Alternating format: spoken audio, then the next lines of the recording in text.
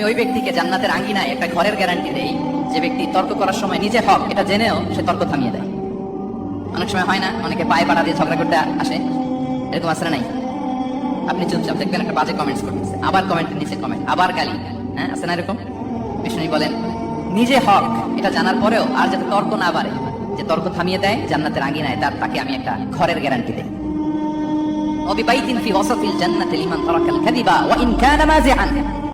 আর ওই ব্যক্তিকে আমি জান্নাতের মাঝখানে একটা ঘরের গ্যারান্টি দেই যে ব্যক্তি কৌতুক করার সময়ও মিথ্যা পরিহার করে।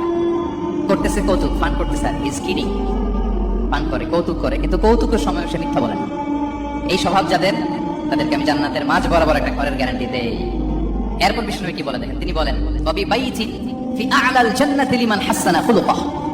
আর জান্নাতের একেবারে হাইস্ট পিক অফ প্যারাডাইস, জান্নাতের সর্বোচ্চ স্তরে আমি একটা ঘর বা একটা বাসভবনের গ্যারান্টি ওই ব্যক্তিকে দেই যে তার আচরণটা সুন্দর করেছে, যে সুন্দর আচরণের অধিকারী হয়েছে, তাকে জান্নাতের হাইস্ট পিকে আমি একটা বাসভবনের গ্যারান্টি দেই।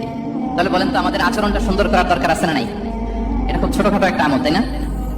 কথা বলেন দক্ষিণ কোরিয়া প্রবাসী ভাইরা, আওয়াজ করে বলেন এটা কি ছোট আমল? দেখলে সালাম দিব, সুন্দরভাবে কথা বলবো, ভালো উইশ করব, হ্যাঁ, হিংসা জিঘাংসা অহংকার থেকে মুক্ত থাকবো, খিটখিটে মেজাজের হব না, অলওয়েজ স্মাইলিং ফেস থাকবে আমার, হৃদ্যতাপূর্ণ আচরণ। এই কাজটা কি ছোট আমল? আওয়াজ করে বলেন এই আমলটা কি ছোট না বড়? প্রিয় ভাইরা, বিষ্ণু ইসলাম সবার সাথে এরকম মাধুর্যতাপূর্ণ আচরণ করতেন, ছোট থেকে বড়, নারী থেকে পুরুষ, বন্ধু থেকে শত্রু, সবার সাথে সুন্দর আচরণ করতেন।